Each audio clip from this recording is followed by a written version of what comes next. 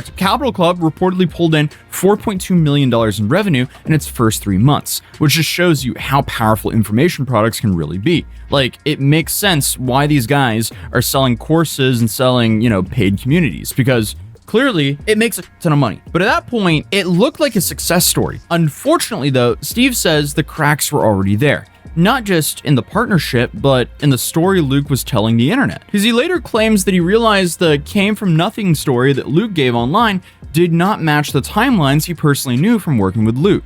Yeah, a lot of these internet guru guys are just straight up liars. They lie about their come up. I believe Luke's story is that he, like I said, he came up on e-commerce and crypto, but the truth is that he has like a super rich grandfather and he was able to help fund a lot of Luke's stuff when he first started off, which helped him sell courses and things like that down the line. Honestly, I was very inspired by his story initially, because that was exactly what I thought it was. Like, oh, $300 in a suitcase came over. And that was the exact same story. Even when I challenged him, after he got exposed, I was like, bro, is what you're saying online, is it true? All right, guys, welcome back to the channel. In today's video, we're going to be watching Alpha Male Guru allegedly stole millions from business partner.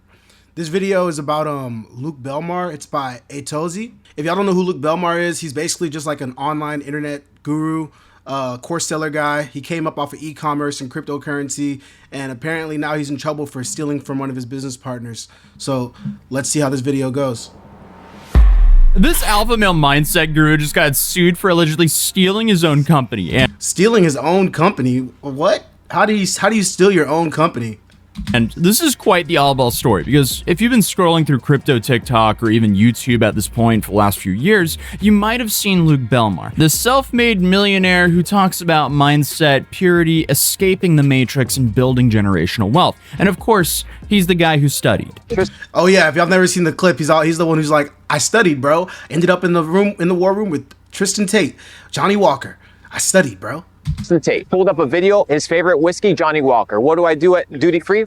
Johnny Walker. That night, sipping the Johnny Walker in the war room by myself with him, chilling. Why? I studied, bro. Oh, this guy's paying attention. And well, according to his ex-business partner, he cared more about sipping Johnny Walker with Tristan Tate than, taking care of his investors. So the guy preaching truth, moral authority, and freedom just got hit with a federal lawsuit from his business partner, who claims that he bankrolled everything and got cut out of his own company. What's the difference between a federal lawsuit and a normal lawsuit?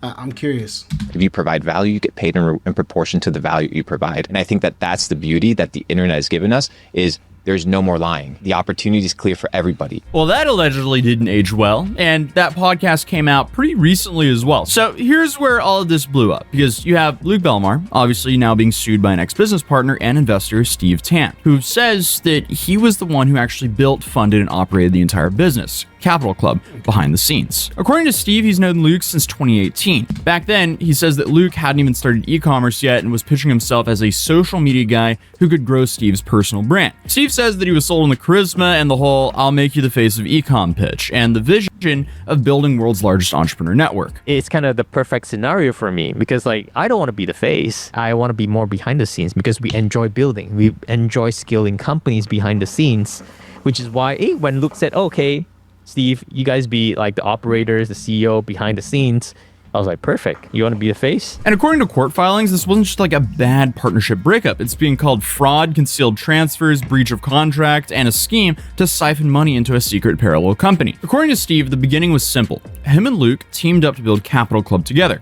Wait, funnel money into a separate company. So he was making money with the business partner, and as the business was making money, he was putting it into his own separate thing, or trying to build up a separate company and take the whole idea from the first company. What exactly happened? Luke would be the face, the branding, the marketing, the content. So essentially, he would keep on posting Instagram reels, appearing on podcasts, and making dramatic TikToks like this. If you want to achieve success, you're going to have to pay the price. And it won't be cheap. It'll be tireless nights, long days, empty bank accounts, depressing thoughts, isolation, loneliness, tribulation, heartaches. Hell yeah. Jeez, I don't think success has to be all that. I know a lot of people who are successful who don't go through all these depression, heartaches, and things like that. Yeah, there's a few things that might kick you, while you're down, but nothing that's that deep. I feel like reaching success is really what you make out of it. Like, you can enjoy the process and love the process of becoming successful without it being so dark. God. brother, and allegedly scamming your business partner. Steve's part of the deal was that he would handle everything behind the scenes. According to Steve, they agreed on a 50-50 partnership, equal ownership, equal stake. But Steve claims That's a fair deal. he wasn't just a partner, he was also the bank. He says the Capital Club ran into cash flow problems before they even really launched. Building the courses, filming the content, paying the team, cranking up Luke's content machine, and according to him, he kept writing more and more money to keep things moving. $100,000 here, $150,000 here, framed as loans to the company that he expected to be repaid. It was just kind of part in my nature to kind of like be really, being a really supportive partner. And See, that's his first mistake, though. You should have like had that in writing. Like, these are just loans to the company, because if Luke was able to steal any money from this, he would legally be obligated to pay the money back before splitting out money that the company profited. But let's continue. I just kind of dump in another 100K.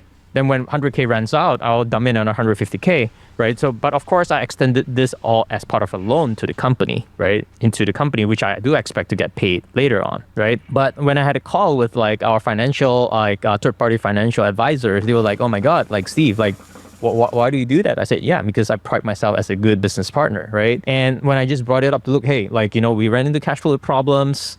Right, I put in this money. He just kind of brushed it off. Like I just like it feels a little bit weird because any normal person would really appreciate your partner for doing that. Right? Yeah, and be willing to pay the partner back. But clearly, Luke is not a normal person if you've seen any of his shorts. Right. So in total, he put a little bit over $4 million of his own money, paid payroll, funded advertising, built the infrastructure, and set up all of the tech that made the company actually function. And I guess it worked. Capital Club reportedly pulled in $4.2 million in revenue in its first 3 months, which just shows you how powerful information products can really be. Like, it makes sense why these guys are selling courses and selling, paid communities, because clearly, it makes a ton of money. But at that point, it looked like a success story. Unfortunately, though, Steve says the cracks were already there. Not just in the partnership, but in the story Luke was telling the internet. Because he later claims that he realized the came from nothing story that Luke gave online did not match the timelines he personally knew from working with Luke. Yeah, a lot of these internet guru guys are straight up liars. They lie about their come up. I believe Luke's story is that he, like I said, he came up on e-commerce and crypto, but the truth is that he has like a super rich grandfather, and he was able to help fund a lot of Luke's stuff when he first started off, which helped him sell courses and things like that down the line. Honestly, I was like very inspired by his story initially, because that was exactly what I thought it was. Like, oh, $300 in a suitcase came over. And that was the exact same story. Even when I challenged him, after he got exposed, I was like, bro, like, is what you're saying online, is it true? He said, oh yeah, that's true. Like, oh, my uncle, blah, blah, blah, right? And all that stuff, right? Even when I questioned him, he still stand firm on what he said. But I think what people really like was unhappy about was like how he faked his whole come up story. You didn't come from like a extremely poor family, right? And yeah, he came from a rich grandpa. His whole family owns like some big church or something like that in Argentina. He said he came from Argentina with only a few bucks in his pocket and started working at a restaurant and grinded his way up through e-commerce. From what I've seen online about this guy, his whole backstory is completely fake. Like most of these course selling guru guys, Iman Gaji, Andrew Tate, all of these guys have fake backstories, bro. The other thing was like, I think people start catching the lies that he kind of like, said online. And a lot of kind of like people start piecing up together. For example, he said, oh, he didn't go to college. But people say, oh, like people start digging out and researched, oh, you went to college. Apparently, Luke pushed hard to pull out around $600,000 from the company, even after their own financial advisor said, hey, this would be too much and would strain the cash flow. According to Steve, Luke insisted on taking $600,000 anyway. This was supposedly to buy a house, and then he told Steve that he'd have to wait until the next launch to take anything out for himself. So for someone who publicly talks about having $20 to $40 million, Steve says watching him fight over $600,000 set off some alarm bells, which, yeah, dude, that is a red flag. In 2020, that's 100% a red flag, bro. People who have money and who are actively investing in the business aren't worried about a couple $100,000. Steve says that he planned to step away from the project. Luke allegedly offered a buyout to finalize his exit. All Steve had to do was hand over the back-end credentials, and he did. So Steve says that in good faith, before anything was ever signed, he started transferring access, payment processors, CRMs, checkout tools, key software, all the stuff you need to run the business. Then he claims the tone completely changed. He started seeing his own admin level being quietly downgraded. Then one day he says he tried to log into his email and found his account was suspended. Shared logins were switched and his super admin status was pulled. And when he reversed one of these changes, he says that Luke accused him of trying to lock people out and even emailed lawyers about it. And that's on top of the term sheet Steve says that he got after the buyout number was agreed on. Because this was a See, this is his fault though. Like, when you're doing business with these sketchy internet guru guys, you should have everything written. Everything should be on paper, bro. Like the loan money that you're sending to the company, the agreement to buy out the business partner, everything should be on paper, bro. Like, he's over here trusting him, doing things in good faith when you know you're working with a sketchy person from the beginning. Like, this makes no sense. Non-compete with around 250 names on it, plus a blanket ban on working with any creator under 40 or doing courses, masterminds, or info products at all. That just sounds like he's trying to exile his ex-business partner away from the entire space. Steve said it felt less like a buyout and more like an attempt to end his career. And this is where the lawsuit begins. While Capital Club was still running, filings say that Luke and his wife Laura quietly launched a rival venture called Gem Hunters. And this isn't after Steve left, but during. And this Okay, so he started a second company while the first company was running? That's what it sounds like, right?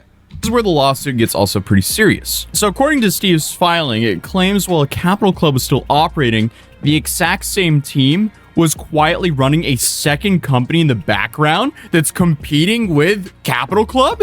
What?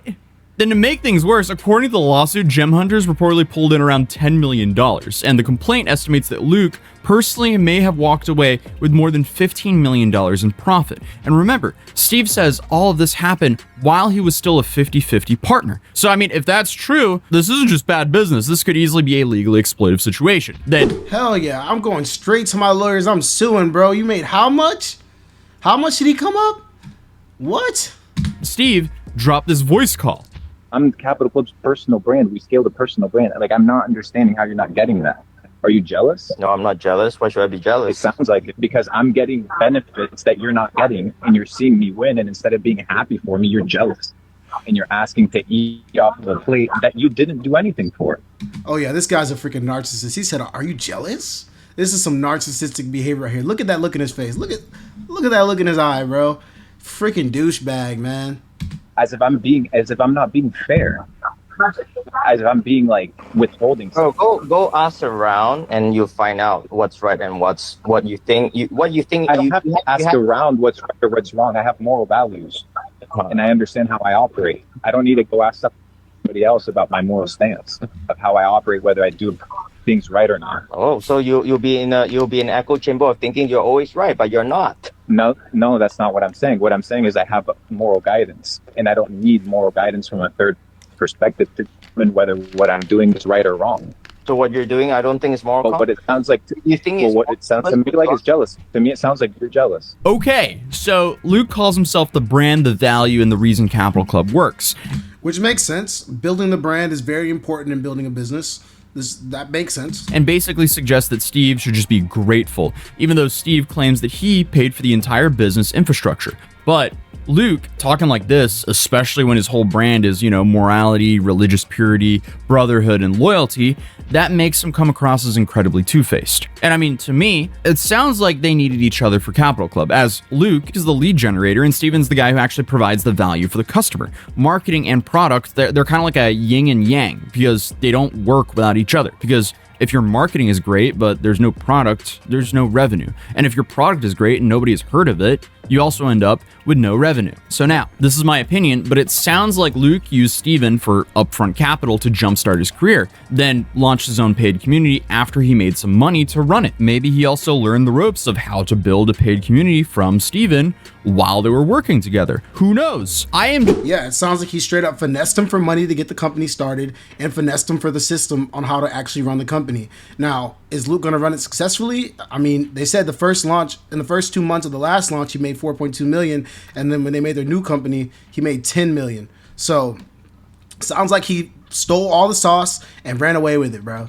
Speculating on alleged information here. Either way, let's talk about Capital Club's actual service, because the website, it reads like a hype machine. We aim to be the largest decentralized network in the world focused on creating, multiplying, and preserving wealth and opportunity for all entrepreneurs. Okay, whatever that means. How much is Capital Club even? Okay, from what I can see, the Capital Club Limited offers $369 annually. Okay, and someone else here is saying, I paid $599 for Luke Belmar's Capital Club. Okay, so the original offer might be $369, and then they might have bumped it to like $599 later on. Then you have another video, so I spent $15,000 to join Capital Club and learn these secrets? Hold up.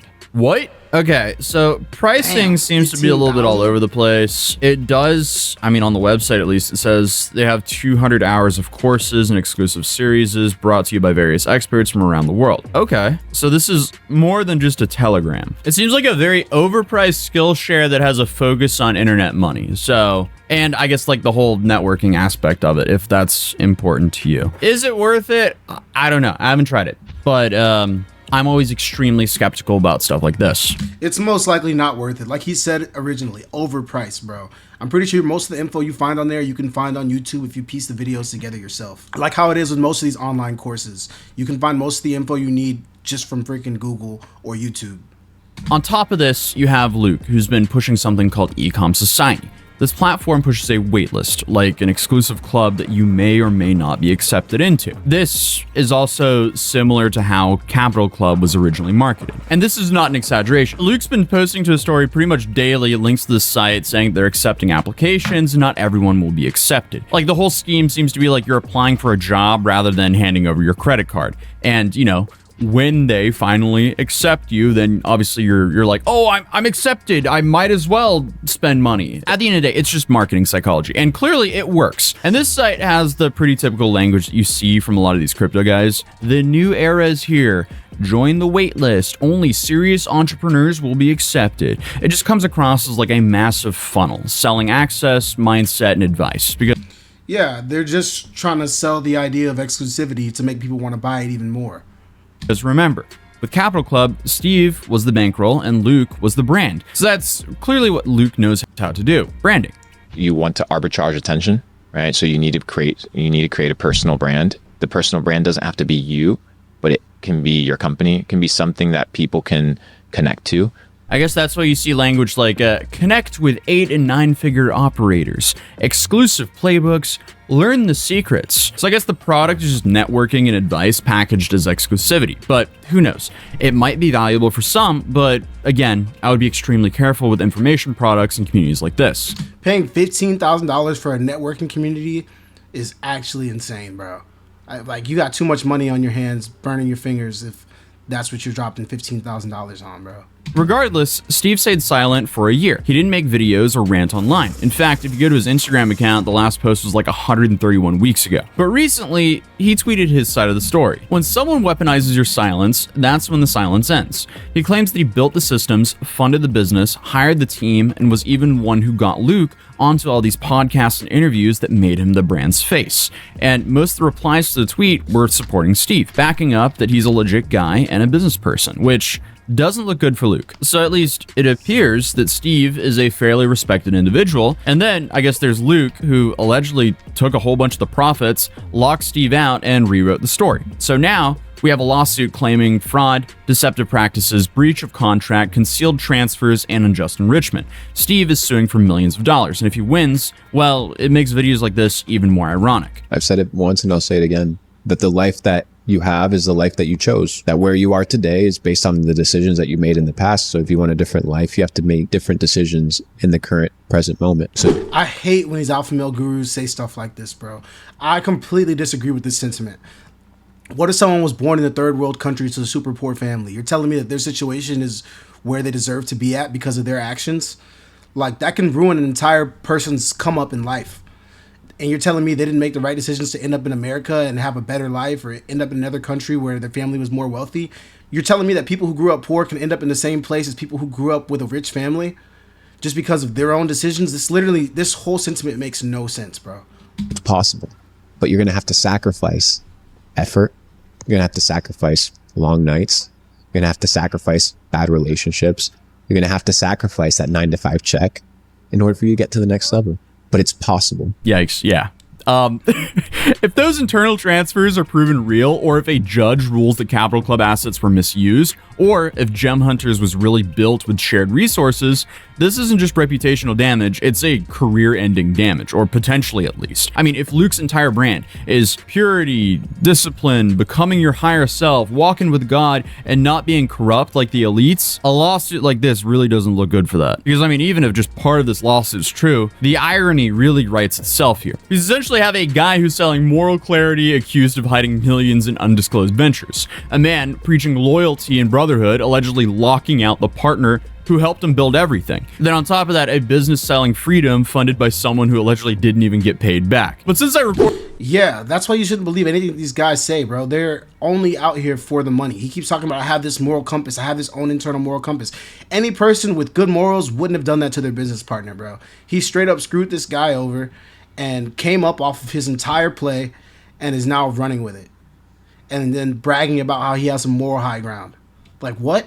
For all this yesterday, Luke has made a vague response. A few weeks ago, a former friend of mine tried to expose me with a fraudulent lawsuit. His name is Steve Tan. On X, I have tried to expose me with a fraudulent lawsuit. His name is Steve Tan. On X, I have challenged him to an in-person or virtual live stream, raw, authentic, uncut, discussing his allegations, his false claims, and his lies. He came after me, my family, my wife, my relationship, and the man that hires scams people and decides to steal my business, Capital Club, will be exposed. I'm giving Steve Tan the opportunity to defend his claims, not through some bull post, not through some nonsense YouTube video. What do you guys think that he's trying to get at by doing this debate? What do y'all think he's trying to do here? Because it sounds like if the dude comes into this debate, he's just gonna cook him on all the stuff that's been mentioned in the lawsuit. But man to man, I come from nothing. I have nothing to lose. I'm here to maintain the integrity of my relationship with my family, with my members, and with my friends. Steve Tan, I'm waiting for your response. Okay, so he wants to have a public debate. My understanding is Steve is accusing him of fraud, deception practices, breach of contract, concealed transfers, and unjust enrichment. And Luke is now pointing the finger back at Steve and says that he pays for women. Hopefully he has a little bit more ammo than that if they do decide to debate, because this whole video seemed like he was kind of like, hey, you're dragging my reputation through the mud, so I'm going to return that favor. Another thing that's a little bit interesting is Steve, from everything I can tell, he seems to be a pretty shy and reserved guy. I don't think he would be the guy to openly try to debate him on a public platform, especially after he sued him. I think this, to me, seems like a strategy to try to win back the public interest or the public opinion, because he probably can assume that Steve does not want to debate him. So yeah, that's exactly what it is. This is just Luke trying to do damage control, bro. And I don't see how he's going to come out of this debate as the winner. He might be better at talking on camera than the Steve Tan guy. So maybe he's just thinking that he can out-talk him in front of people and get the public back on his side. I don't really know. But this is honestly just some petty little bitch shit, dude.